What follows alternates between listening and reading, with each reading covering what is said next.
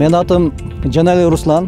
Көкөртө айыл өкмөтүнүн жалгыз тургуну болом. Аймактарды комплекс өнүктүрүү долбоору бизге 2019-жылы келген. Ошондо биринчи эле башталганда жерди айдабай түзеги боюнча бизге сабактар болду да. Буга чейин биз өзүбүз айдап аңтарып чеп жүргөнбүз. Бизге жаңылык болду да бул нерсечи. Биз ошол жылы жалгыз айылында биз 27 гектарга жакын жер сепкенбиз.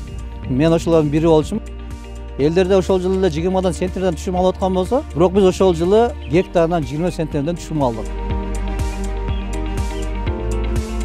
Ошол себилген нерсени адамдар азыр чыкканын көрүштү дагы, эми дагы себем дегендер умтулуп атат да. Себеби биздин технологияда башка себеге караганда арзаныраак.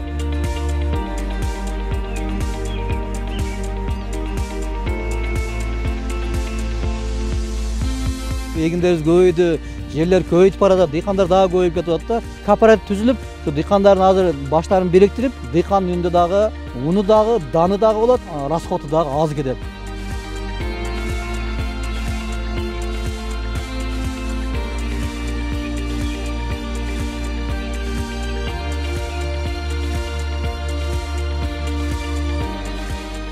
Микрокредиттик агенттик Сары Челек коомдук фонду 2019-жылдан бери аймактарды комплекстүү өнүктүрүү долбоору менен Жалал Абад СКС менен бирге өнөктөш болуп иштешип келатабыз. Ушул долбоордун алкагында биз өзүбүзгө револьвердик фонд түздүк. Биздин бул долбоордун алкагында аткарган иштерибиз сапаттуу үрөндөр жана жер семирткичтер менен фермерлерди камсыздоо, каржылоо. Долбоорго аз камсыз болгон үй бүлөлөрдү, аялдарды көбүрөөк камтууга аракет кылып атабыз.